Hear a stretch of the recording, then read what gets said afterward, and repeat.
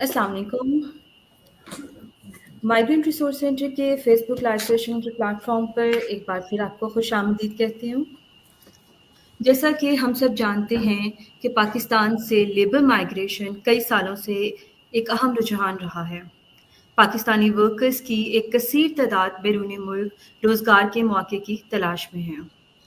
Pakistani migrant workers की जो destination countries हैं उनमें सर-ए-फ़हरिस्त है जीसीसी ममालिक जैसा कि सऊदी अरब, मुत्तहिदा अरब इमारात, कतर और इसके साथ-साथ बरतानिया, पोलैंड, रोमानिया और यूरोप के बहुत से ममालिक शामिल हैं।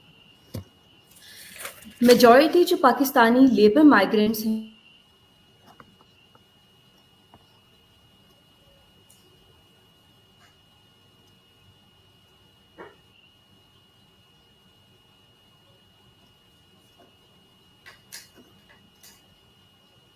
Excuse me, Hafsa, Karam, you are not audible. I think आप mute हो गए. We are, yes. अस्सलाम वालेकुम। माइग्रेंट रिसोर्स सेंटर के फेसबुक लाइव सेशन में आपको खुशामदीद कहती हूँ। जैसा कि हम सब जानते हैं कि पाकिस्तान से लेबर माइग्रेशन कई सालों से एक अहम रुझान रहा है और पाकिस्तानी वर्कर्स की एक कसीर तादाद बैरून मुल्क रोज़गार के मौके की तलाश में है। पाकिस्तानी माइग्रेंट वर्कर्स की जो डेस्टिनेशन कंट्रीज़ हैं उनमें सर-ए-फ़हरिस्त है जीसीसी ममालिक जैसा कि सऊदी अरब, मुत्तहिदा अरब इमारात, कतर और इसके साथ-साथ यूरोप के कई ममालिक शामिल हैं। मेजॉरिटी जो पाकिस्तानी माइग्रेशन है सेक्टर्स में Again, you are not audible. There is some kind of disruption. आप Now, mute. It's okay. Now it's okay. आप बीच में mute हो गया था आपका माइक दोबारा. ओके।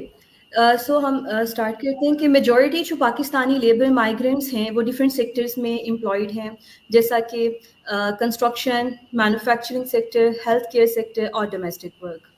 और ये माइग्रेंट वर्कर्स जो रेमिटेंसेस मुल्क में भेजते हैं ये ना सिर्फ अपनी फैमिलीज़ को सपोर्ट कर रहे हैं बल्कि हमारे मुल्क की मईशत में भी अहम किरदार अदा कर रहे हैं।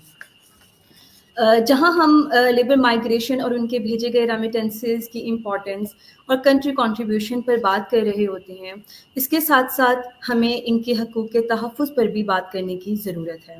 राइट्स की प्रोटेक्शन और इसकी अहमियत को समझते हुए और इसकी अवेयरनेस के लिए आज माइग्रेंट रिसोर्स सेंटर ने ये सेशन ऑर्गेनाइज़ किया है।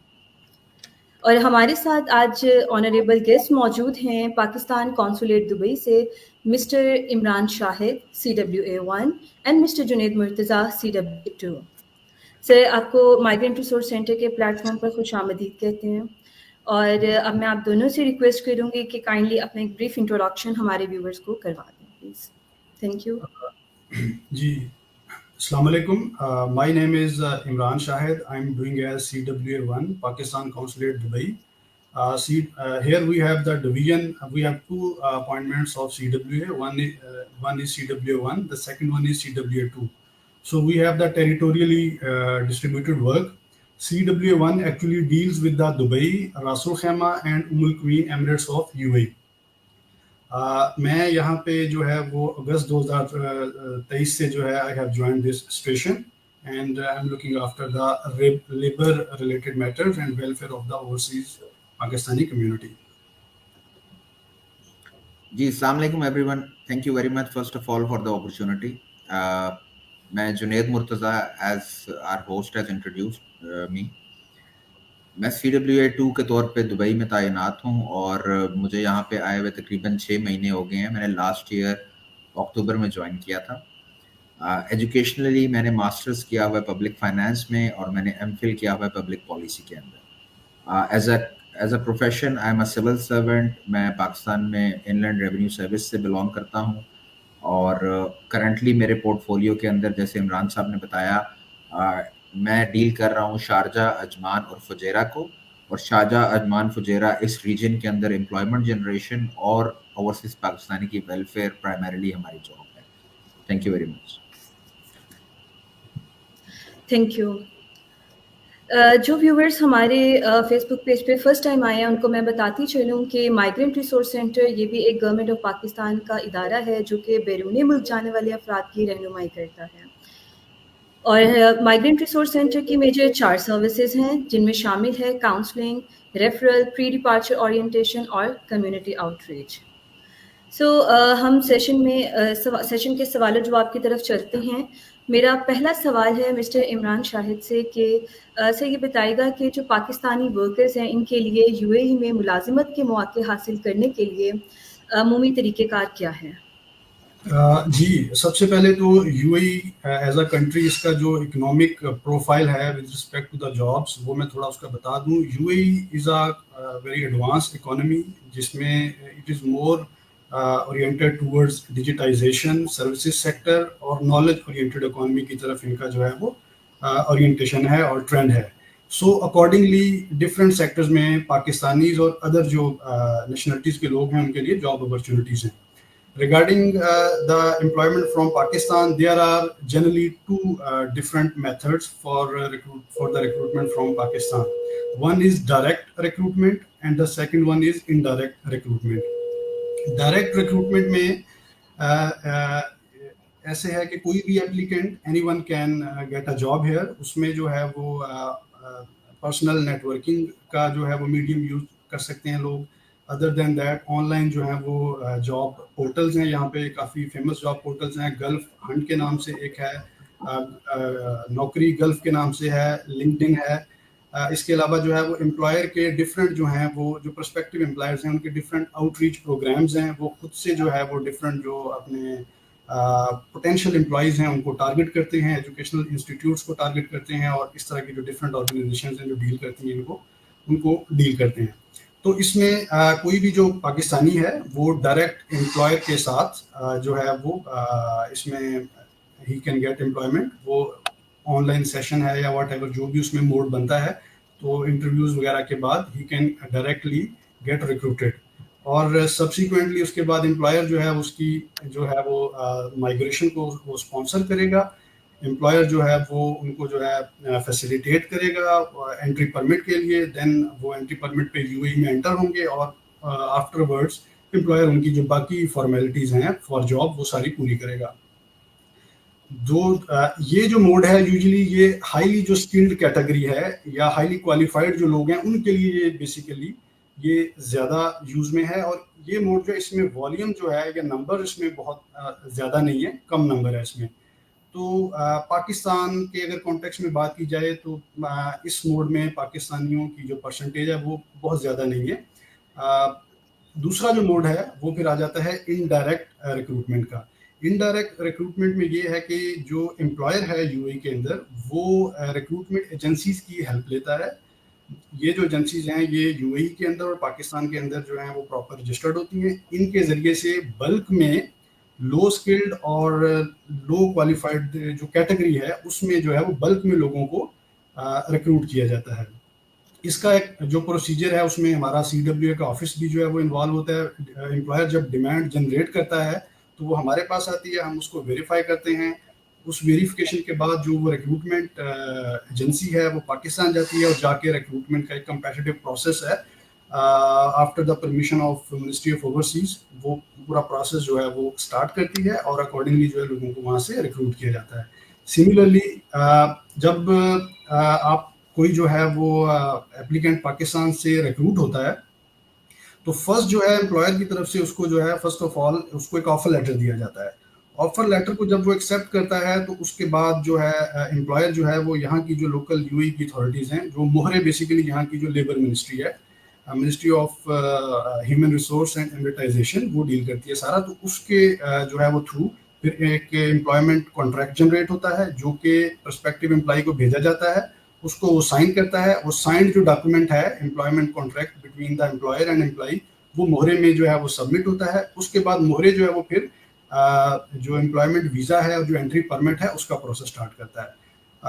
जब एम्प्लॉयमेंट वीज़ा और एंट्री परमिट इशू होता है देन जो है वो कैंडिडेट ट्रैवल करके यूएई आता है। यहाँ पे आने के बाद विद इन 60 डेज फिर एम्प्लॉयर जो है उनकी मेडिकल टेस्ट सारे कंडक्ट करवाता है, उनका लेबर कार्ड है, उनका रेजिडेंस वीज़ा है, उनका जो है इस तरह की और जो अलाइड उसमें डॉक्यूमेंटेशन है सारी, वो सारी फिर एम्प्लॉयर की रिस्पॉन्सिबिलिटी है, वो कंप्लीट कराता है और देन जो एम्प्लॉय है वो अपनी जॉब स्टार्ट करता है। थैंक यू इमरान साहब फॉर द डिटेल्ड आंसर। अब मैं मिस्टर जुनैद से क्वेश्चन करूंगी कि यूएई और जीसीसी के जो दीगर ममालिक हैं उनमें हिजरत के अमल के दौरान पाकिस्तानी वर्कर्स को किन चैलेंजेस या फिर रुकावटों का सामना करना पड़ सकता है? जी थैंक यू वेरी मच। बहुत इंपॉर्टेंट क्वेश्चन है और ये हमारे व्यूअर्स को इसके मुतालिक इन्फॉर्मेशन होना बहुत ज़रूरी है कि किस तरह से वो किसी अनटुवर्ड सिचुएशन के अंदर फंस सकते हैं अगर उनको अवेयरनेस नहीं है। तो सबसे पहले इंपॉर्टेंट बात जो इसके अंदर है कि चैलेंजेस में कि अगर आपका ओईपी किसी मैल प्रैक्टिस के अंदर इन्वॉल्व है तो then you can land in such a situation जहाँ पे आपके लिए काफ़ी प्रॉब्लम्स क्रिएट हो सकती हैं। ओईपी की मैल प्रैक्टिसेस को या ओईपी के इस तरह के फ्रॉडुलेंट एलिमेंट्स को ओवरकम करने के लिए ब्यूरो ऑफ इमिग्रेशन के पास कंप्लेंट मैकेनिज्म है। सीडब्ल्यूए ऑफिस में आप उसके अगेंस्ट कंप्लेंट कर सकते हैं, but you have to be aware in the process कि आपको पता होना चाहिए कि आप जिस ओईपी से डील कर रहे हैं आइदर ये लेजिटिमेट है या नहीं है। उसके लिए चेक करने के लिए आप ब्यूरो ऑफ इमिग्रेशन की वेबसाइट पे जाएं, वहां पे आप देखें कि इस पर्टिकुलर प्रमोटर के अगेंस्ट ऑलरेडी कोई कंप्लेंट्स एग्जिस्ट करती हैं, either he is black listed या ये सस्पेंशन लिस्ट के अंदर है, या इसका ट्रैक रिकॉर्ड कैसा है। ये चीज़ें आपको ये असरटेन करने में हेल्प करेंगी कि आप उस ओईपी के साथ आपको एम्प्लॉयमेंट के लिए अपनी फर्दर टर्म्स एंड कंडीशंस तय करनी चाहिए या नहीं करनी चाहिए। लाइक देयर आर सर्टन ओईपीज जिनका बहुत रिलायबिलिटी लेवल हाई है और लोग आंखें बंद करके उन पर एतबार करते हैं। तो अगर ओईपी आपका अच्छा सेलेक्ट किया आपने या जिसके थ्रू आप जा रहे हैं वो आपको सपोर्ट कर रहा है, तो ओईपी अगर आपका अच्छा है और वो आपको सपोर्ट कर रहा है तो फिर आपको प्रॉब्लम नहीं होगी। तो सबसे पहले आपने ये इंश्योर करना है कि आपका ओईपी लेजिटिमेट है, उसकी वैलिडेशन लाइसेंसेस वगैरह सब लीगल है। दूसरा आपने एक चीज़ और इंश्योर करनी है कि जब यहाँ पे जैसे इमरान साहब ने बताया, हम जब यहाँ पे हमारे पास बल्क रिक्रूटमेंट के लिए लेबर की डिमांड आती है तो हम एक चीज़ देखते हैं कि जिस कंपनी में एम्प्लॉयमेंट प्रोस्पेक्टिव एम्प्लॉयमेंट के लिए डिमांड आई है, क्या वो कंपनी उस कंपनी की रेपुटेशन क्या है, उस कंपनी का साइज क्या है। नॉर्मली हमने ये देखा है कि लोगों को चैलेंजेस उन कंपनीज में फेस करने पड़ते हैं जिनका साइज बहुत लिमिटेड है या जो रिसेंटली स्टार्टेड है। उसमें ये होता है प्रॉब्लम कि अगर वो कंपनी ज़्यादा अरसा उसको स्टार्ट हुए नहीं हुआ और उसकी मतलब उसके एम्प्लॉयर्स की तादाद भी 8-10 के करीब है, 15-20 के करीब है, तो in that cases chances are कि वो ओईपी और वो एम्प्लॉयर इन कनाइवेंस जो है वो फ्रॉड कंडक्ट कर सकते हैं विद द इंटेंडेड माइग्रेंट्स। तो एक तो आपने ओईपी और एम्प्लॉयर को अच्छे तरीके से चेक करना है, ये सबसे पहली एडवाइस मेरी ये होगी आपको। दूसरे नंबर पे जब आप एक बार इमिग्रेशन के प्रोसेस में पड़ जाते हैं तो फिर कुछ आपके राइट्स हैं जो आपको इंश्योर करना चाहिए। जैसे आपका फॉरेन सर्विस एग्रीमेंट है, आपको ये अंदाजा होना चाहिए, ये पता होना चाहिए इंटेंडेड माइग्रेंट को कि फॉरेन सर्विस एग्रीमेंट उसको उस लैंग्वेज में प्रोवाइड किया जाएगा जो वो लैंग्वेज समझ सकता है। तो उसकी टर्म्स एंड कंडीशन उसको मालूम होना बहुत ज़रूरी है।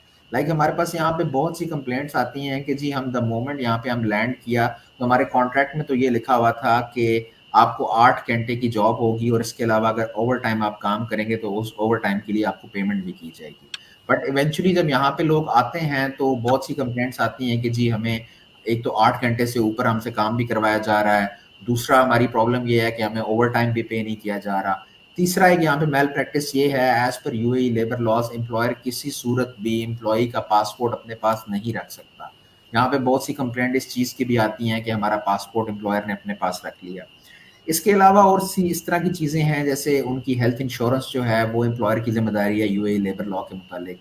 तो हेल्थ इंश्योरेंस जो है वो normally at the time of issuance of visa एक बड़ी आप कह लें सी कैटेगरी की हेल्थ इंश्योरेंस करवा ली जाती है एम्प्लॉय की, और उस इंश्योरेंस की बेस पे उनका वीज़ा तो प्रोसेस हो जाता है, बट वो हेल्थ इंश्योरेंस जो है वो in case of certain situations वो उस तरह से कवरेज प्रोवाइड नहीं करती, या उसकी फाइनेंशियल जो वैल्यू है वो इतनी नहीं होती कि वो ज़्यादा अरसे तक सर्वाइव कर पाए किसी हॉस्पिटल वगैरह में अगर वो एडमिट हो जाता है।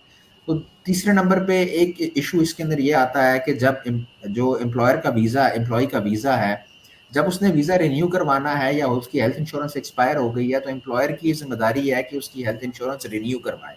तो normally most of the cases में ये होता है कि जो सेमी स्किल्ड या अनस्किल्ड वर्कर हैं, अगर वो किसी मीडियोकर कंपनी में काम कर रहे हैं तो उनका एम्प्लॉयर उनकी हेल्थ इंश्योरेंस रिन्यू नहीं करवाता।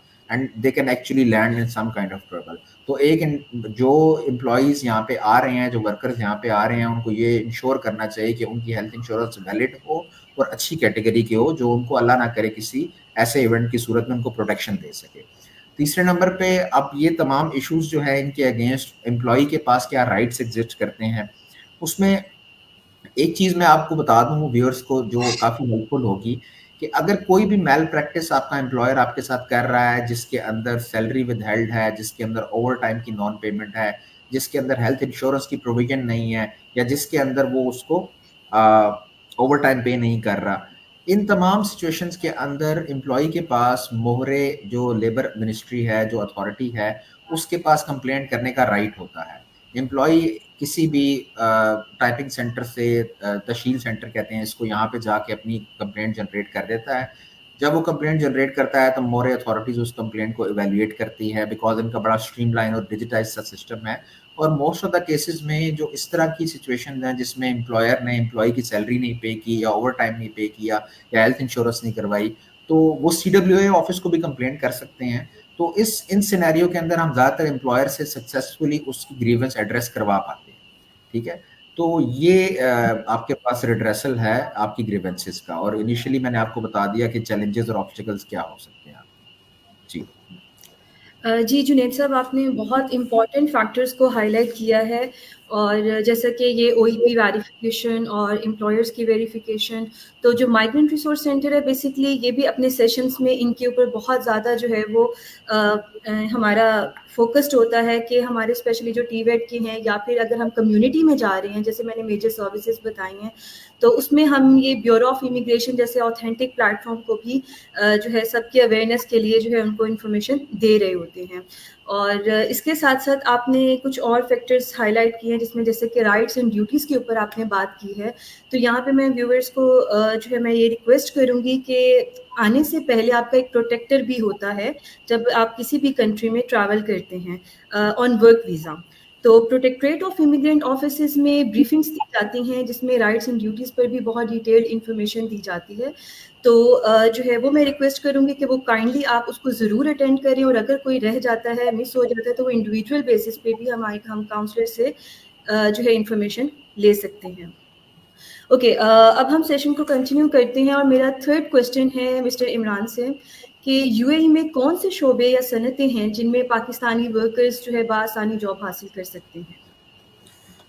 जी, ये बड़ा पर्टिनेंट क्वेश्चन है और बड़ा इंपॉर्टेंट क्वेश्चन है, और पाकिस्तान में बैठे हुए जो पोटेंशियल कैंडिडेट्स हैं उनके लिए ये बहुत इंपॉर्टेंट चीज़ है। इसमें हिस्टोरिकली पाकिस्तानी जो हैं UAE के अंदर, उनका जो हिस्टोरिकली रुझान ज़्यादा रहा है वो कंस्ट्रक्शन और real estate sector, to some extent जो है वो transport and storage sector, then manufacturing sector, इनकी तरफ ज़्यादा रहा है। अब इन सेक्टर्स के अंदर आगे फर्दर जो हैं वो प्रोफेशनल लेवल्स हैं, लाइक लेवल 1 है, फिर then it goes to level 9।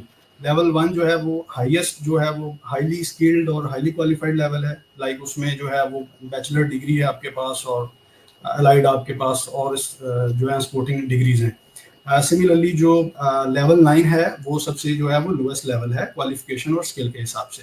तो ये जो डिफरेंट सेक्टर्स हैं, जिस तरह मैंने बताया कि कंस्ट्रक्शन है, रियल एस्टेट है, और जो है मैन्युफैक्चरिंग सेक्टर है, ट्रांसपोर्ट का सेक्टर है, इसमें पाकिस्तानी जो हैं वो इन डिफरेंट प्रोफेशनल लेवल में प्रेजेंट हैं। स्पेशली हमारा जो मेजर चंक है वो लोअर प्रोफेशनल लेवल की तरफ ज़्यादा है। लेकिन जिस तरह UAE की जो इकोनॉमी है वो बड़ी डायनेमिक है और बड़ा फास्टली ये इवॉल्व कर रही है, और इसमें जो इनके इकोनॉमिक सेक्टर्स हैं, जैसे सर्विसेज सेक्टर है, वो that is almost 80% of the GDP। तो उसमें जो है वो बहुत ज़्यादा जो है वो जॉब अपॉर्चुनिटीज़ हैं, जॉब पोटेंशियल भी है। तो एक हमारा बड़ा इंपॉर्टेंट सेक्टर यहाँ पे वो है होलसेल एंड रिटेल ट्रेड। तो ये क्योंकि टूरिस्ट डेस्टिनेशन है, इंटरनेशनल ट्रेड और इंटरनेशनल बिजनेस का भी जो है वो यहाँ पे हब है, तो होलसेल और रिटेल ट्रेड के अंदर काफ़ी ज़्यादा अपॉर्चुनिटीज़ हैं यहाँ पे।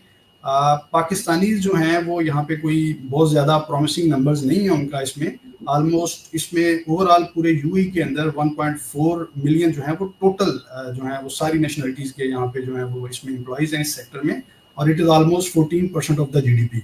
लेकिन पाकिस्तानीज का उस लेवल का इसमें परसेंटेज नहीं है।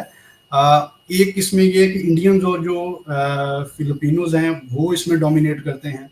दूसरा हमारा इसमें जो थोड़ा स्किल सेट का इशू है, हम we are a bit lacking in our skill set, हमारा स्किल मिसमैच है। यहाँ पे थोड़ा सा जो है वो आपके वर्क एथिक्स और जो इंटरपर्सनल स्किल्स हैं इस सेक्टर में थोड़ी सी बेहतर होनी चाहिए। तो एक तो ये सेक्टर है। इसके अलावा जो कंस्ट्रक्शन और रियल एस्टेट का सेक्टर है जिसमें ऑलरेडी हम अच्छे नंबर में हैं, उसमें स्टिल वो बड़ा बूम कर रहा है। जैसे भी रिसेंटली दुबई का नया जो है वो एयरपोर्ट जो है वो बन रहा है, और उसमें जो है वो allied in addition to that उस एयरपोर्ट का जो सपोर्टिंग इंफ्रास्ट्रक्चर होगा या उसमें सारा वो जो अलाइड फैसिलिटीज होंगी, तो ऑलमोस्ट 1 मिलियन जो हैं वो लोगों के रहने का वहाँ पे रेजिडेंस का वो अरेंजमेंट है। तो कंस्ट्रक्शन सेक्टर जो है वो यहाँ पे एवर बूमिंग है, उसमें ग्रोथ है और वो सारा उसमें जो है वो कंटिन्यूसली इन्वेस्टमेंट भी आ रही है। तो और ऑलरेडी इसमें अगर हम देखें तो सबसे जो हाईएस्ट नंबर है ओवरसीज पूरी दुनिया के जो हैं वो एक्सपर्ट्स का एम्प्लॉयमेंट का वो कंस्ट्रक्शन और रियल एस्टेट में है। दैट इज ऑलमोस्ट 2.5 मिलियन और and it is also like 13 to 14% of the US GDP. इस सेक्टर में भी बहुत अपॉर्चुनिटीज हैं, स्पेशली हमारा जो इसमें जो हाईली क्वालिफाइड और हाईली स्किल्ड कैटेगरी है, उसमें इंजीनियर्स आ जाएंगे, हमारे सिविल इंजीनियर्स हैं और बाकी जो अलाइड उसमें इलेक्ट्रिकल, मैकेनिकल और जो डिफरेंट कंस्ट्रक्शन से रिलेटेड उसमें टेक्नीशियंस हैं, तो उनके लिए अपॉर्चुनिटीज हैं इस सेक्टर में भी। थर्ड इसमें जो है वो देन माइनिंग और जो ऑयल एंड गैस का सेक्टर है, उसमें भी काफ़ी अपॉर्चुनिटीज़ हैं। ऑलरेडी 1 मिलियन उसमें जो है वो ऑलमोस्ट लोग एम्प्लॉयड हैं डिफरेंट नेशनलिटीज़ के, तो जीडीपी के अंदर इसका ह्यूज कंट्रीब्यूशन है। इसमें हमें एट टाइम्स थोड़ा गवर्नमेंट टू गवर्नमेंट लेवल पे इश्यूज आते हैं, थोड़ा सिक्योरिटी पासेज और इस तरह की जो ऑयल एक्सप्लोरेशन साइट्स हैं वहाँ पे एंट्री का जो मैकेनिज्म है वो थोड़ा रेगुलेट करती है यूए की गवर्नमेंट। लेकिन इस सेक्टर में भी जनरली हमारे जो हाईली क्वालिफाइड और जो सेमी स्किल्ड कैटेगरी है, टेक्नीशियंस हैं, स्पेशलिस्ट हैं, उनके लिए काफ़ी अपॉर्चुनिटीज़ हैं। देन थोड़ा हम अगर सर्विसेज पे जाएं या एंड उस पे हाई एंड पे जाएं, तो जो एक बड़ा इमर्जिंग सेक्टर है वो हमारा टूरिज्म, हॉस्पिटैलिटी और ट्रैवल का है। जैसा कि दुबई एक इंटरनेशनल टूरिज्म की डेस्टिनेशन है और अभी जो दुबई का जो नया एयरपोर्ट इनॉग्रेट, उसका जो इनॉग्रेशन उसकी कंस्ट्रक्शन का वो चल रहा है, अंडर वे है, तो उसमें ऑलमोस्ट उनका जो टारगेट है वो एनुअल 26 जो है वो करोड़ विजिटर्स का वहाँ पे एयरपोर्ट से वो टारगेट है उनका। इतना ह्यूज जो है इनका वो टूरिज्म के ऊपर जो है वो फोकस है। तो ये ऑलमोस्ट 12% है जीडीपी का यहाँ पे, और इसमें जो है वो काफ़ी पोटेंशियल है। इसमें जॉब्स बहुत ज़्यादा नहीं है, लेकिन इसमें जो रिलेटिवली जो पर्क्स एंड प्रिविलेजेस हैं या सैलरीज हैं वो बेहतर हैं, और पाकिस्तानी इस सेक्टर में कम है। इस सेक्टर में स्पेशली हमारे जो हैं वो, अगर हम थोड़ा अपना स्किल सेट इम्प्रूव करें और हमारी स्पेशली फीमेल जो हैं, तो उनके लिए काफ़ी ज़्यादा यहाँ पे इसमें हॉस्पिटैलिटी और टूरिज्म सेक्टर में पोटेंशियल है। देन जो फाइनेंशियल और बैंकिंग और इंश्योरेंस का सेक्टर है, ये बड़ा इंपॉर्टेंट है। इसके अंदर भी जो है वो लेबर फोर्स की जो स्ट्रेंथ है वो बहुत ज़्यादा नहीं है और जॉब्स का नंबर भी ज़्यादा नहीं है, लेकिन इसमें जो सैलरीज हैं और जो पर्क्स एंड प्रिविलेजेस हैं वो बहुत बेहतर है। पाकिस्तानी इस सेक्टर में ज़्यादा नहीं है, इंडियंस की डोमिनेशन है, लेकिन हमारा अगर थोड़ा सा स्किल सेट बेहतर हो, इसमें हमारी क्वालिफिकेशंस और थोड़ा सा हमारी जो कम्युनिकेशन स्किल्स और इंटरपर्सनल स्किल्स को थोड़ा हम जो है वो अप स्किल करें, तो इसमें काफ़ी पोटेंशियल है।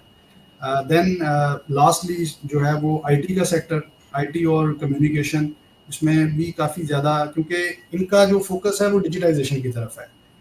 जितनी इनकी गवर्नमेंट की सर्विसेज हैं या इवन प्राइवेट सेक्टर में भी जो डिफरेंट इंटरफेसेस हैं पब्लिक के साथ, they all are going to be digitized. तो उसमें उस डिजिटाइजेशन के प्रोसेस में हैं सारे।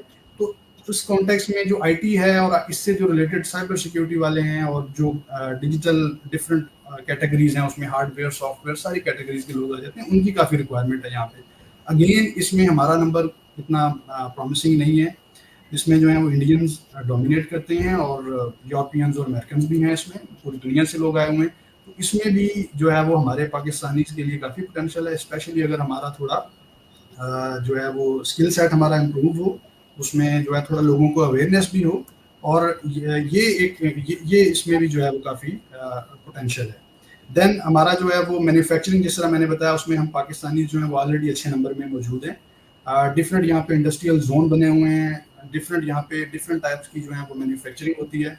तो अब पाकिस्तान को एक जो एडवांटेज है इसमें वो ये कि पाकिस्तान की जो मैन्युफैक्चरिंग सेक्टर बैक होम है, वो उसमें हमारा जो है वो अच्छा खासा हमारा स्ट्रॉन्ग मैन्युफैक्चरिंग सेक्टर है। डिफरेंट इंडस्ट्रीज के अंदर, कराची, लाहौर, फैसलाबाद में डिफरेंट हमारा उसमें टेक्सटाइल्स है और मशीनरी का है, फर्टिलाइजर है, ऑयल एंड गैस है। तो हमारा काफ़ी ऑलरेडी हमारा इंफ्रास्ट्रक्चर वो बना हुआ है, लोग हमारे काफ़ी हद तक ट्रेंड हैं इसमें। तो यहाँ पे भी ये ऑलमोस्ट 12% है जीडीपी का, और ऑलमोस्ट 7 से 8 लाख लोग डिफरेंट नेशनलिटीज़ के जो हैं वो इस सेक्टर में मौजूद हैं। और ये थोड़ा सा लेबर इंटेंसिव काम भी है, तो दूसरे जो लोग हैं वो प्रेफर भी नहीं करते। तो इसमें भी हमारे लिए जो है वो काफ़ी ज़्यादा पोटेंशियल है। जी, थैंक यू।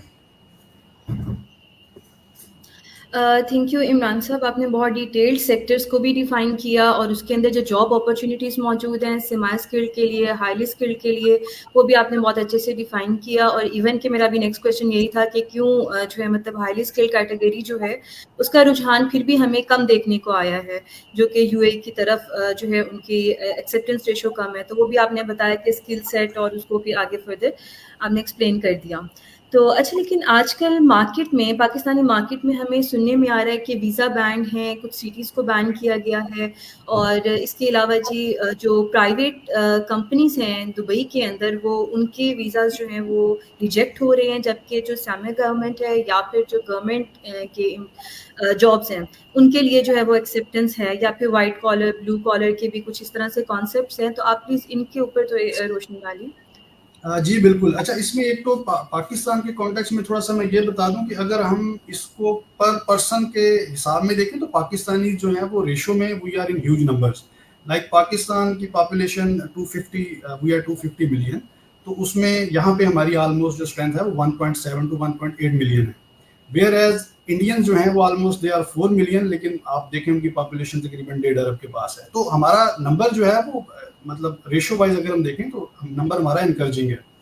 अच्छा, इसमें जिस तरह आपने बात की, ये बड़ा वैलिड और बड़ी एक पर्टिनेंट चीज़ है, और इस पे काफ़ी जो है वो लोगों को कंसर्न्स भी हैं। ये एक जो है वो बेसिकली यहाँ पे जो कंपनीज हैं, जो प्राइवेट सेक्टर की स्पेशली कंपनीज हैं, उनको बेसिकली इनडायरेक्ट वे में उन पे बाइंडिंग है कि उन्होंने एक एथनिक या डेमोग्राफिक मिक्स मेंटेन करना है डिफरेंट नेशनलिटीज़ का इन डिफरेंट कैटेगरीज। उस जो है वो मिक्स के अकॉर्डिंगली उस कंपनी की वीज़ा कॉस्ट है। लाइक अगर किसी का जो एथनिक कंपोजिशन है वो उसकी ज़्यादा हेट्रोजीनियस है, तो उस केस में उसको जो पर person visa cost UAE government जो चार्ज करेगी वो रिलेटिवली उस एम्प्लॉयर से कम चार्ज करेगी। इस तरह इन्होंने कैटेगराइजेशन की है। तो ये एक इनडायरेक्ट वे है कि ओवरऑल एक जो है वो बैलेंस मेंटेन किया जाए डिफरेंट नेशनलिटीज़ का डिफरेंट प्रोफेशन में। अच्छा, जहाँ तक ये अभी बात है, ये दिसंबर बेसिकली 2023 के अंदर ये इशू फर्स्ट टाइम जो था वो रेज हुआ था, और इस पे जो था केस टू केस बेसिस पे हमें ये रिपोर्ट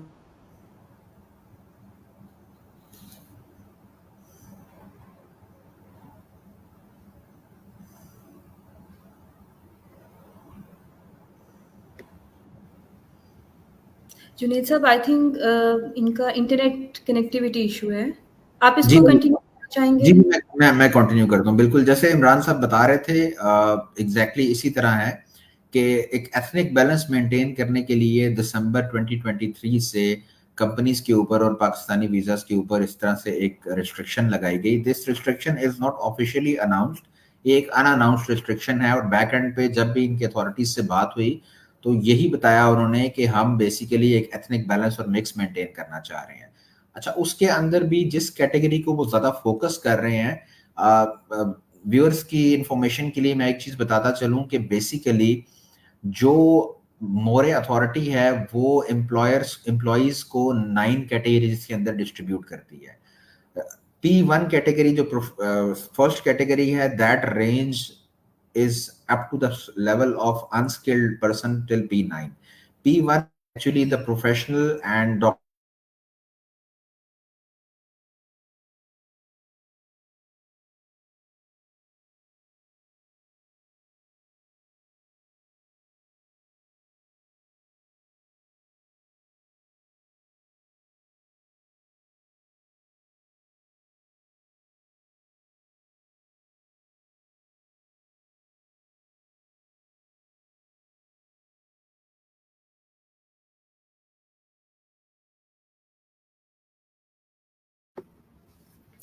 व्यूअर्स, आई थिंक कुछ इंटरनेट कनेक्टिविटी इशू आ रहा है। सो अगर आपका कोई भी क्वेश्चन है तो आप काइंडली अपने कमेंट सेक्शन में या भी जो है कमेंट सेक्शन में पूछ सकते हैं। हमारे CWAs जो हैं वो उनको आंसर करेंगे। इसके अलावा जो है हमारा हॉटलाइन नंबर मौजूद है, आपके पर आ रहा होगा, तो आप यहाँ पर भी हमसे जो है डायरेक्टली कांटेक्ट कर सकते हैं अपनी क्यूरीज के लिए।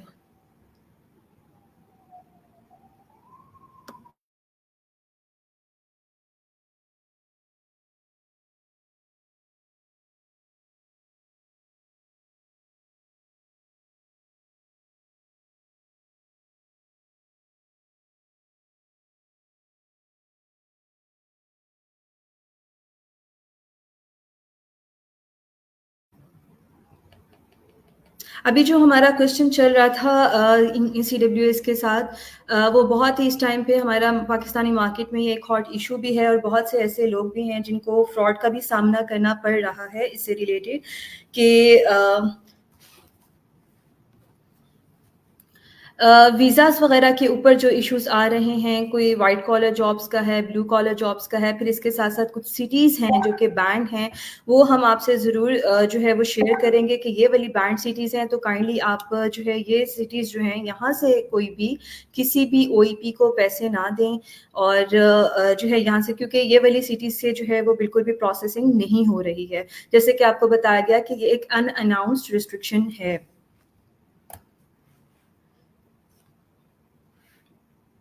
और इसके अलावा अगर आप OEP की वेरिफिकेशन और एम्प्लॉयर्स की वेरिफिकेशंस करना चाहते हैं, तो उसके लिए आपके पास प्लेटफॉर्म मौजूद है bureau of immigration and overseas employment का।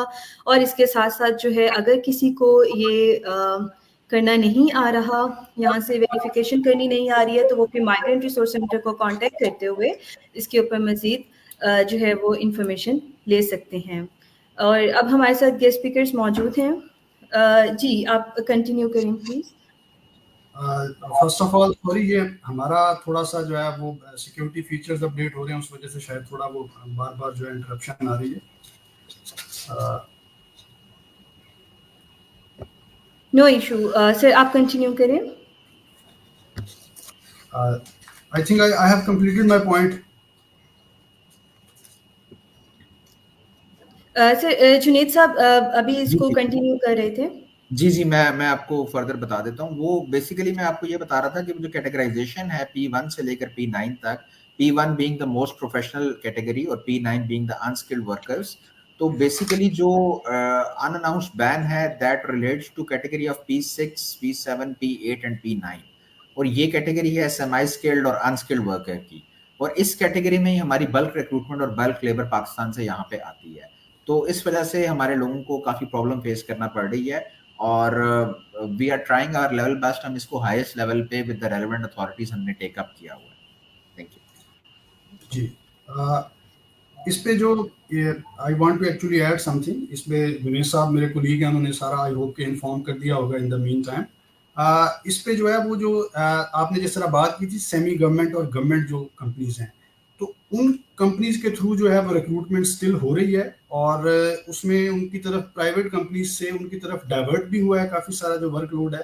तो उनके थ्रू जो है वो जो मोहरे की जो वीज़ा रजीम है उसको बाईपास करते हुए उनके थ्रू लोगों की रिक्रूटमेंट वो चल रही है और उसका जो है वो नंबर उसमें बढ़ा है। और जुनेद साहब ने जिस तरह वो बताया कि हमने इसको डिफरेंट जो हैं वो लेवल्स पे, इवन प्राइम मिनिस्टर और सब्सिक्वेंटली बाकी मोहरे मिनिस्टर और एम्बेसडर जो हैं पाकिस्तान के यूएई में, उस लेवल पे भी और हमारे लेवल पे भी इस चीज़ को टेकअप किया है उनसे। और इस पे जो है वो we are also waiting, we are trying our best के जो है वो पॉजिटिवली मामला हमारी फेवर में कंक्लूड हो। जी, बिल्कुल ठीक है। जुनेद साहब, मैं आपसे एक और क्वेश्चन करना चाहूँगी कि GCC कंट्रीज़ में जो गवर्नमेंट पॉलिसीज़ हैं, गवर्नमेंट पॉलिसीज़ पाकिस्तानी वर्कर्स के हकूक़ को किस तरह तहफ़्फ़ुज़ देती है और CWAs पाकिस्तानी वर्कर्स के मसाइल को हल करने में किस तरह मदद कर रही हैं? जी, it's a very important question, आपने बिल्कुल सही कहा। बेसिकली आप थोड़ा सा इसको यूएई को इस एंगल से देखें कि मिडिल ईस्ट के अंदर यूएई जो है ना, that is actually the Pioneer of so many things. तो इसी कॉन्टेक्स्ट के अंदर माइग्रेंट वर्कर्स की फॉर्मेशन के हवाले से एक कंट्रीज ऑफ डेस्टिनेशन और कंट्रीज ऑफ ओरिजिन के दरमियान एक फोरम डेवलप हुआ है जिसको अबू धाबी डायलॉग का नाम दिया जाता है। Fortunately, मैं और Sir Imran we had the opportunity to attend the ministerial conference of Abu Dhabi Dialogue this year. और उस अबू धाबी डायलॉग के अंदर यूएई गवर्नमेंट ने जो एग्जिस्टिंग इनिशिएटिव्स थे उनके to protect the rights of migrant workers और जो फोर्थ कमिंग उनके इनिशिएटिव्स हैं उनके मुतालिक उन्होंने काफ़ी ज़्यादा अवेयर भी किया और रोशनी भी डाली। उन्होंने बताया कि हम किस किस तरह से चीज़ों को प्लान कर रहे हैं। सबसे पहली बात यह है कि एक तो वेस्ट प्रोटेक्शन सिस्टम के नाम से इनका एक डिजिटाइज्ड मॉड्यूल है मोरे मिनिस्ट्री का, जिसके तहत एम्प्लॉयर ने जो सैलरी अपने एम्प्लॉय को पे करनी है वो वेज प्रोटेक्शन सिस्टम के जरिए से पे करनी है। तो उसका फायदा ये होगा कि नंबर वन, अगर कोई एम्प्लॉय ये क्लेम करता है कि मुझे सैलरी नहीं मिली, तो वेज प्रोटेक्शन सेंटर की जो बेसिकली वो जो होस्ट हो रहा है, जो वो पोर्टल है वो मोहरे मैनेज करता है। तो जब एम्प्लॉयर उसके अंदर लॉग इन होके किसी भी एम्प्लॉय की सैलरी पे करता है तो वो वेज प्रोटेक्शन सिस्टम के अंदर वो रिकॉर्ड हो रही होती है। तो इस तरह से मोरे ये इंश्योर करता है कि किसी भी एम्प्लॉयर के बेस पे एम्प्लॉय की सैलरी जो है वो रोकी ना जा सके। और इन रिस्पॉन्स अगर कोई भी एम्प्लॉय कंप्लेंट जनरेट करता है तो मोरे अथॉरिटीज उस एम्प्लॉयर को फाइन भी पे कर सकती हैं और डिसीजन भी दे सकती हैं कि आप अपने एम्प्लॉय को इतनी सैलरी जो ड्यू है वो आप पे करें। So this is one mechanism जिसे वेज प्रोटेक्शन सिस्टम कहा जाता है। दूसरा, on top of it, wage protection system के अंदर डोमेस्टिक वर्कर्स शामिल नहीं थे। जो डोमेस्टिक वर्कर्स शामिल नहीं थे वेज प्रोटेक्शन सिस्टम के अंदर, मोरे अथॉरिटीज ने हमें अबू धाबी डायलॉग के फोरम पे ये बताया कि हम डोमेस्टिक वर्कर्स को भी इस कैटेगरी के अंदर इंक्लूड कर रहे हैं and it is going to be included in coming few months. तो होपफुली वो अभी तक हो गया होगा या अगर नहीं हुआ तो लॉन्च होने वाला होगा। It must be near completion. So इस तरह से डोमेस्टिक वर्कर्स भी उस डोमेन में आ गए। अच्छा, इसके अलावा जो एक बहुत इंपॉर्टेंट चीज़ है वो ये है कि सिंस यूएई के अंदर ज़्यादातर प्राइवेट सेक्टर है और प्राइवेट सेक्टर में ही लोग जॉब करते हैं, तो as per the contractual terms अगर कोई एम्प्लॉयर एम्प्लॉय को फायर कर देता है या उसकी जॉब चली जाती है, ठीक है, तो उस सूरत के अंदर एज यू नो को यूएई की इकोनॉमी बहुत ज़्यादा थ्राइविंग है, but at the same time it's very expensive for experts to live here. तो उनको अपने day to day expense manage करने के लिए और दूसरी जॉब स्विच करने के लिए, जॉब सर्च करने के लिए जो लीन पीरियड है उसके अंदर एक फाइनेंशियल सपोर्ट इन्होंने अनएम्प्लॉयमेंट इंश्योरेंस के नाम से दी है कि ड्यूरिंग द जॉब पीरियड अगर कोई एम्प्लॉय अपनी वो इंश्योरेंस करवा लेता है और उसका प्रीमियम पे होता रहता है, तो अगर वो जॉब लूज कर जाता है तो for a certain period of time government of UAE उसको अनएम्प्लॉयमेंट का बेनिफिट देगी जिस पीरियड के अंदर, ताकि वो बिल्कुल जो है उसमें उस पीरियड में अंदर फाइनेंशियली कोलैप्स ना कर सके और उसका सर्वाइवल चलता रहे और इन द मीन वाइल वो जॉब स्विच कर ले या किसी और जगह पे चला जाए। तो इस तरह की चीज़ें हैं। इसके अलावा उन्होंने डिस्प्यूट रेजोल्यूशन के लिए, यानी किसी भी एम्प्लॉय की अगर माइग्रेंट वर्कर की किसी एम्प्लॉयर के अगेंस्ट या किसी और जगह पे कोई कंप्लेंट है, तो उन्होंने कंप्लेंट रेजोल्यूशन का और कंप्लेंट सबमिशन का मैकेनिज्म कंप्लीटली डिजिटाइज कर दिया है।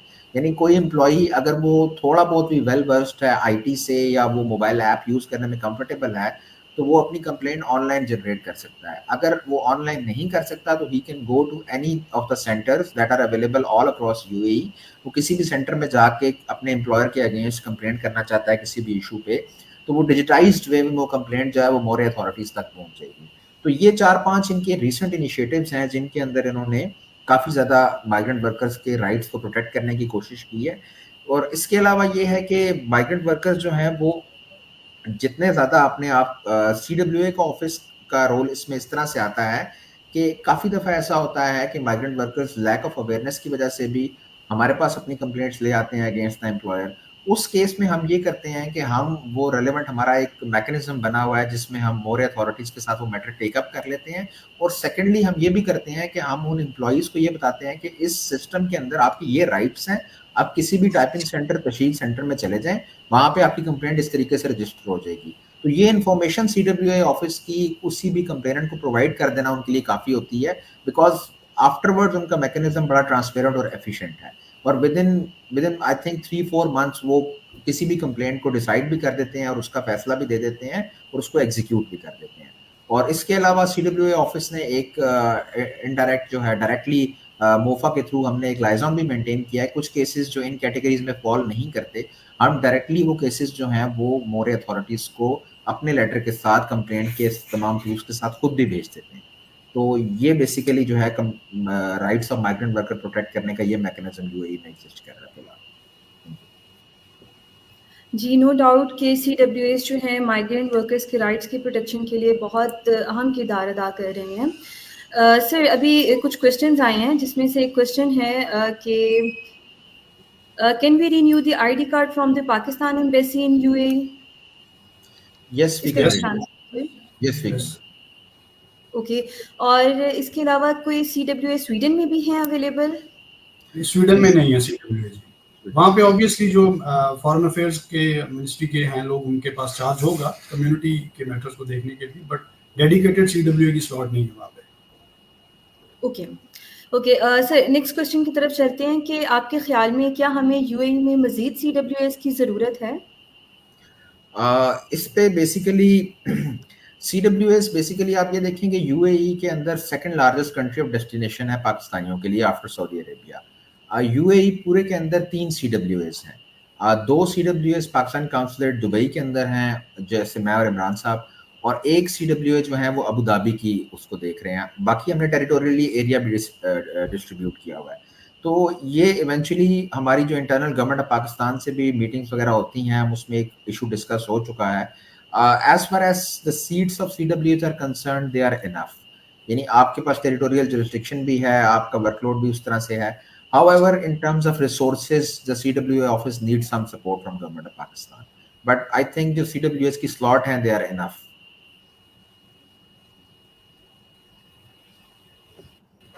Right sir.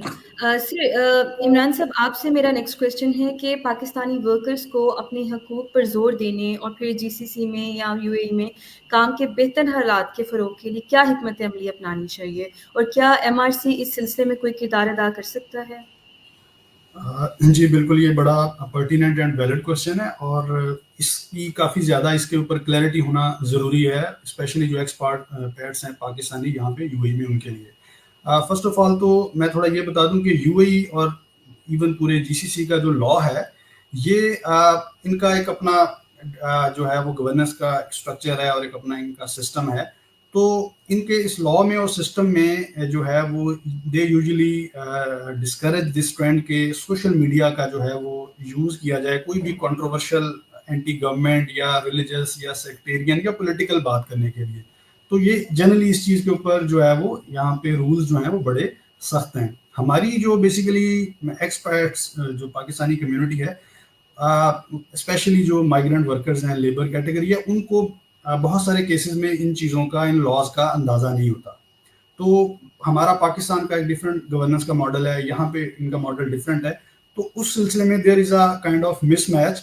तो इसमें जो है वो हमारा ये ख्याल है कि जो हमारा माइग्रेंट रिसोर्स सेंटर है वो भी, और इसके अलावा जो डिफरेंट हमारे प्री डिपार्चर ओरिएंटेशन के वहाँ पे मैकेनिज्म्स अवेलेबल हैं, उनको यूज़ करते हुए ये एजुकेट किया जाए लेबर को कि इस तरह का यूएई के अंदर आके कोई भी आपने सोशल मीडिया का यूज़ नहीं करना for any kind of controversial things और कंट्रोवर्शियल व्यूज़। एक तो ये चीज़ है, क्योंकि इसके ऊपर जो है वो दे डोंट टॉलरेट एनीथिंग, और जो है वो फौरन जो है डिपोर्टेशन की तरफ जाते हैं। एक तो ये चीज़ है। दूसरा, यूएई के अंदर यहाँ पे उस तरह से जो एक राइट ऑफ कलेक्टिव बार्गेन का प्रिंसिपल है, वो उस तरह से वो जो है वो उसकी जो लेटर एंड स्पिरिट में आप कह लें कि ऑब्जर्व उस तरह से नहीं होता। तो अगर आप यहाँ पे कोई इस तरह का कोई जो है वो इकट्ठे यूनियन टाइप का कोई एक्टिविटी करते हैं, तो उसको भी जो है दे डोंट टॉलरेट। इसमें फ्यू इयर्स बैक एक इंसिडेंट भी हुआ था तलाबात। यहाँ पे एक जो है वो बाइक राइडर्स की जो है डिलीवरी की कंपनी है, वहाँ पे कुछ पाकिस्तानी जो थे बाइक राइडर्स, उन्होंने मतलब they try to do something kind of collective bargain की तरफ जाने की कोशिश की, और एक उन्होंने जो है वो उस पर एक सिचुएशन क्रिएट की जिसके ऊपर इन अथॉरिटीज़ ने उसको बड़ा सीरियसली लिया, और उसमें जो भी एज पर लॉ था उन्होंने एक्शन लिया और बहुत सारे लोग डिपोर्ट हुए। तो ये सारी चीज़ों की जो अवेयरनेस है वो मेरे ख्याल में पाकिस्तान में हमारे जो इंटेंडिंग माइग्रेंट वर्कर्स हैं उनको देने की बड़ी ज़रूरत है, और MRC का इसमें बड़ा पिवटल रोल हो सकता है कि इस तरह की सारी चीज़ों के ऊपर एजुकेट किया जाए।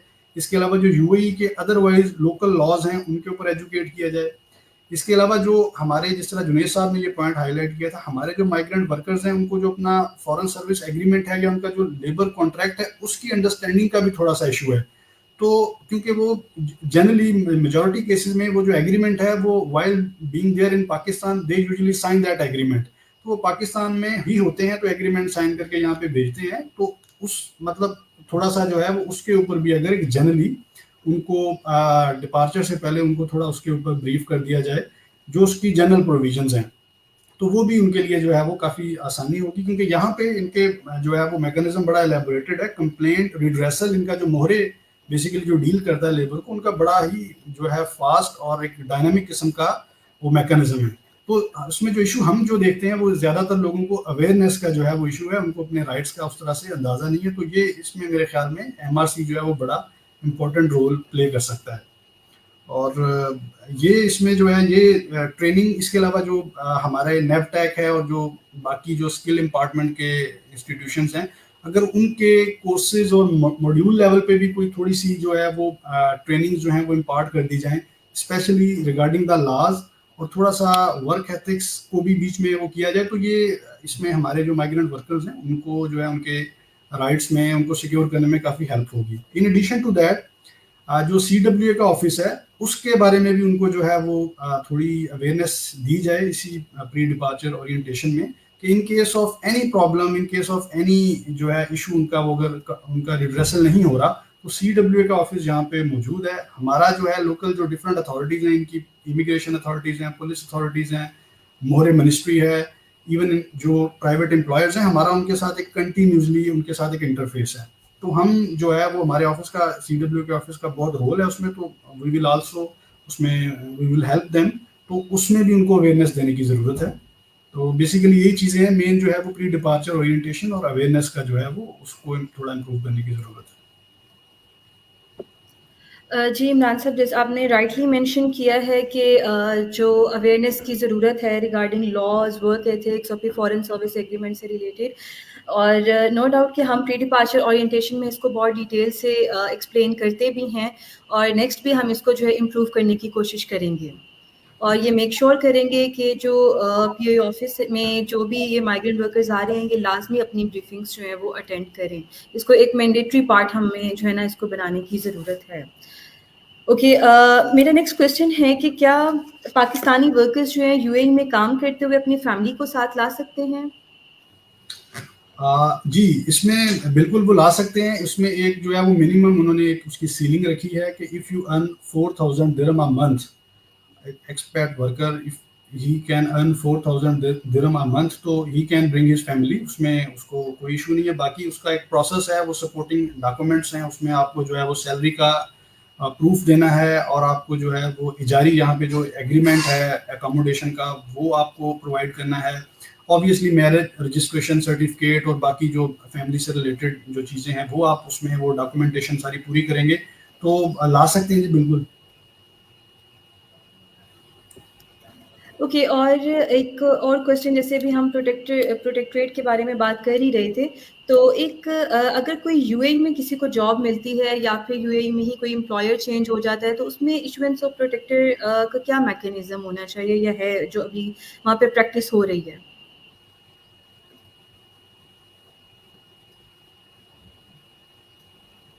जी, बेसिकली जो प्रोटेक्टरेट का एक तो इंटेंडिंग माइग्रेंट जो है वो पाकिस्तान से ही उसको बेसिकली यहाँ पे प्रोटेक्टरेट करवा के आते हैं, और दूसरा यहाँ से ऑन जॉब अगर वो करवाना चाहें तो रिसेंटली अभी जो ब्यूरो ऑफ इमिग्रेशन है उसने अपना mechanism for issuance of protectorate जो है उसको ऑनलाइन कर दिया है। जब उसको ऑनलाइन किया तो उसके अंदर तमाम मैंडेटरी डॉक्यूमेंट्स, वो बड़ा डिटेल्ड फॉर्म है, उसके अंदर जो बेसिकली अवेयरनेस रिलेटेड वीडियोज़ हैं वो देखना भी कंपलसरी होती है। तो उस ऐप का नाम ई प्रोटेक्टर है। तो वो ई प्रोटेक्टर ऐप जो है वो राइट नाउ जो इंटेंडिंग माइग्रेंट्स हैं उनका तमाम का तमाम इंटरफेस जो है वो डिजिटाइज और ऑटोमेट हो गया है, और इन कमिंग टाइम्स उसमें जो एग्जिस्टिंग यहाँ पे पाकिस्तानीज हैं जो UAE के अंदर मौजूद हैं उनके लिए भी ये फैसिलिटी ऑनलाइन अवेलेबल कर दी जाएगी।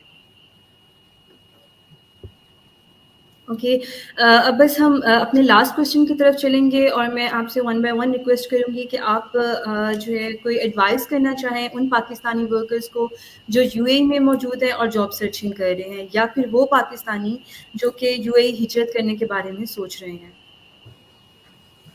जी, इसमें जो one of the most important things वो basically improvement of skill set है। जो UAE की मार्केट है इट्स वेरी डायनामिक और बड़ी डिमांडिंग और कम्पिटिटिव मार्केट है। तो हमारा जो स्किल सेट है उसमें जैसे हमने पहले एक्सप्लेन किया कि जो लो स्किल और अनस्किल्ड कैटेगरी है उसमें तो हमारी परसेंटेज ठीक है, लेकिन जो के ऊपर वाले लेवल हैं सेमी स्किल और हाईली स्किल्ड, उसमें हमारी जो है वो वी आर अंडर रिप्रेजेंटेड। तो हमें जो पोटेंशियल एम्प्लॉयज़ हैं जो आना चाहते हैं, जो इवन यहाँ पे एग्जिस्टिंग जो जॉब कर रहे हैं, तो उनके लिए यही है कि अपना जो स्किल सेट है उसको इम्प्रूव करें। और स्किल सेट में उसके 3 जो हैं वो मेन कंपोनेंट हैं जो यहाँ पे यूएई में अंडर कंसिडरेशन है या कंसीडर होते हैं। एक उसमें आपकी जो टेक्निकल या प्रोफेशनल स्किल्स हैं उस related to that profession. Second आपकी इंटरपर्सनल और कम्युनिकेशन स्किल्स हैं, ये यहाँ पे बहुत इंपॉर्टेंट है। इंग्लिश जो है वो यहाँ पे मोड ऑफ कम्युनिकेशन है, तो एक बेसिक लेवल जो है इंग्लिश का वो बड़ा ज़रूरी है। और थर्ड जो है वो हमारा थोड़ा वर्क एथिक्स का जो है ओवरऑल जो वर्क प्लेस के ऊपर जो एथिक्स हैं उसके ऊपर भी हमें थोड़ी सी जो है वो अप स्किलिंग की ज़रूरत है, क्योंकि बेसिकली यहाँ पे डिफरेंट कंट्रीज के एक्सपर्ट्स हैं, तो it is always a kind of competition है। यहाँ पे कंपेयर किया जाता है आपको with respect to the Indians और फिलिपिनो। तो उसमें जो हमारा स्पेशली जो वर्क एथिक्स वाला उसमें जो एंगल है उसमें हम लैक करते हैं थोड़ा, तो उसको भी इम्प्रूव करने की ज़रूरत है, वो इंडिविजुअल लेवल पे भी और गवर्नमेंट ऑफ पाकिस्तान को भी उस पर ऑब्वियसली जो हमारे डिफरेंट इंस्टीट्यूशन है वो चाहिए कि इस चीज़ को टेकअप करें और इम्प्रूव करने की कोशिश करें। जी थैंक यू। इमरान साहब ने काफ़ी डिटेल में आपको जो है ना बेसिकली जो एक्सपीरियंस हमारा यहाँ पे हुआ है उसकी बेस पे हम क्या एडवाइस कर सकते हैं। सर ने बड़ा राइटली पॉइंट आउट किया कि वर्क एथिक्स और जो स्किल सेट की इम्प्रूवमेंट है ये 2 चीज़ें बहुत इंपॉर्टेंट है। इसके अलावा एक इंटेंडिंग माइग्रेंट्स के लिए एक चीज़ जो मैं एडवाइस करना चाहूँगा वो ये है कि हमारे पास बहुत से लोग ये इंटेंट लेके आते हैं कि क्या हम विजिट वीज़ा पे यूएई आ जाएं और यहाँ पे हम आके जॉब सर्च करें। This approach is primarily incorrect. मेरे ख्याल से मैं लोगों को यही एडवाइस करता हूँ, सर भी यही एडवाइस करते हैं हम लोग, कि आपने देखें जब आप पाकिस्तान में मौजूद हैं तो रिक्रूटमेंट के दोनों प्रोसेसेस हम शुरू में आपको एक्सप्लेन कर चुके हैं कि जी डायरेक्ट हो सकती है या बल्क रिक्रूटमेंट हो सकती है। तो वी हाईली एडवाइस कि आप पाकिस्तान से जॉब लैंड करने के बाद यहाँ पे आएँ, जब आपके पास ऑफर लेटर वहाँ पे मौजूद हो। Either it is through direct recruitment और it is a third party recruitment, दोनों केसेस के अंदर। क्योंकि अगर आप विजिट वीज़ा या किसी और कैटेगरी पे यहाँ पे आते हैं एंड आफ्टर 2-3 मंथ्स उसमें होता ये है कि ये एक डाउनवर्ड स्पाइरल बनना शुरू हो जाता है। If a person is not able to get a good job और वो 3 महीने बाद वो ओवरस्टे पे हो जाता है, उसकी वैलिडिटी यहाँ पे इलीगल हो जाती है। फिर उस इलीगल वैलिडिटी के चक्कर में इनका कानून कुछ इस तरह का है कि आप अगर ओवरस्टे पे हैं तो आपको पर डे के हिसाब से फाइन देना पड़ता है। आपको फिर इवेंचुअली ये करना पड़ता है कि 2-3 महीने अगर आप ओवरस्टे करते हैं, थोड़ा ज़्यादा अरसा गुजर जाता है तो वो हज़ारों दिरहम के अंदर फाइन पहुँच जाता है। तो वो फिर इवेंचुअली वो वर्कर जो है या वो विजिट वीज़ा का जो एप्लीकेंट है वो फाइन पे नहीं कर पाता। फिर वो उन केसेस में हमारे पास आते हैं कि जी आप हमें इमिग्रेशन से आउट पास बनवा दें और हम जो है ना वापस जाना चाहते हैं। अब उस केस में इमिग्रेशन जो out pass one time fee इशूंस पे अगेंस्ट इशू करता है, वो आउट पास जो है इसका मतलब ये है कि that particular person is black listed from entering in UAE again. तो आप ये विजिट वीज़ा पे आके जॉब सर्च वाला डिसीजन जो है बहुत सोच समझ के लीजिएगा। ये मेरी एडवाइस होगी आपको कि आप जॉब वहीं से लैंड करके आएँ। दूसरे नंबर पे एक चीज़ जो है जो सर ने थोड़ा हाईलाइट किया उसको, कि आप ये समझ लें कि जब आप पाकिस्तान से यहाँ पे यूएई के अंदर आ रहे हैं तो now it's a mix of multiple nationalities. आपका पाकिस्तान के अंदर कॉम्पिटिशन पाकिस्तानीज़ के साथ है, वो एक जैसे एजुकेशन सिस्टम, एक जैसे कल्चर से ओरिजिनेट कर रहे हैं। बट जब यहाँ पे आपके आते हैं तो यहाँ पे आपको फिलिपिनोज से कम्पीट करना पड़ता है, यहाँ पे आपको साउथ इंडियन नेशनलिटीज से कम्पीट करना पड़ता है। ये हमारे एक्सपीरियंस से CWA ऑफिस से एक्सपीरियंस से मैं आपको ये बता सकता हूँ कि प्रोफेशनली फिलिपिनोज और Indians they are way ahead than us. उसके मल्टीपल रीजंस हैं, ठीक है। तो आपने जब यहाँ पे आना है तो आपने उस पाकिस्तान का जो प्रोफेशनल वर्क एनवायरनमेंट है उस माइंडसेट को आपने ख़त्म करके यहाँ पे आना है। आपने यहाँ पे प्रोफेशनल माइंडसेट को आके अडॉप्ट करना है। सबसे पहली बात उस प्रोफेशनल माइंडसेट के अंदर बहुत सी चीज़ें आ जाती हैं, आपका डिसिप्लिन, आपकी वर्क एथिक्स, आपकी काम के साथ इंटेंट, आप किस तरीके से ऑनेस्टी से काम करते हैं। तीसरे नंबर पे जो एक चीज़ है वो जो मिड टियर पे जो लोग पाकिस्तानी यहाँ पे काम कर रहे हैं, मेरी उनको एडवाइस होगी देखें कुछ प्रोफेशंस ऐसे हैं जैसे cyber security is a highly paid job in UAE और बहुत से अच्छे पाकिस्तानी जो साइबर सिक्योरिटी की टॉप नॉच डिग्रीज रखते हैं they are working at a very fine places और उनकी सैलरीज भी बहुत अच्छी हैं और दे आर contributing a lot. but this kind of profession actually requires yourself to keep yourself updated. आप अगर अपने आप को अपडेट नहीं करेंगे, लाइक साइबर सिक्योरिटी की सर्टिफिकेशंस यूएसए से इशू होती हैं, सिस्को की यूके में सर्टिफिकेशंस हैं, इसी तरह अकाउंट्स की हैं, तो आप ऑन जॉब अपनी इस तरह की स्किल डेवलपमेंट सर्टिफिकेशंस इन पे ज़रूर फोकस रखें, because they are going to help you in elevation. आपको उसी कंपनी में प्रमोशन हो सकता है, आपको कोई बेटर जॉब अपॉर्चुनिटी मिल सकती है। तो ये जो एक कॉम्प्लिसेंसी का माइंडसेट होता है कि आप एक जॉब पे आगे उसी ऑर्गेनाइजेशन में आप एक टीयर पे काम कर रहे हैं, आप रूटीन वर्क करते जा रहे हैं और उसको फर्दर इम्प्रूव नहीं कर रहे, तो आप 20-25 साल जितना अर्सा भी रहेंगे, आप उसी टीयर पे काम करते वहीं पे आप जिंदगी गुजार देंगे। तो लोअर लेवल के लोगों के लिए भी मेरा ये नहीं, लोअर स्ट्रेटा से मुराद ये है कि लोअर कैटेगरी में जो काम करने वाले वर्कर्स हैं उनके लिए भी यही एडवाइस है। जैसे सिक्योरिटी गार्ड हैं, तो आप अपनी जो उनकी सिक्योरिटी गार्ड रिलेटेड सीरा की सर्टिफिकेशन है, उसकी बेस पे बेसिक जॉब मिलती है। अगर आप उस सर्टिफिकेशन को इम्प्रूव करते हैं तो आप सिक्योरिटी सुपरवाइजर के तौर पे काम कर सकते हैं। तो इस तरह की चीज़ें हैं, थोड़ा सा अपने पर्टिकुलर प्रोफेशन के मुतालिक देखें कि जॉब मार्केट क्या है, रिक्वायरमेंट क्या है, और कैसे आप अपने स्किल को इम्प्रूव करके फर्दर सर्टिफिकेशन हासिल कर सकते हैं। तो अगर आप ये चीज़ें करेंगे, ओपन माइंडसेट के साथ आएंगे, तो आई एम श्योर आप जो है वो UAE is a very thriving economy, और ये बड़ा अच्छा और हेल्दी इन्वायरमेंट है प्रोफेशनल लोगों के काम करने के लिए।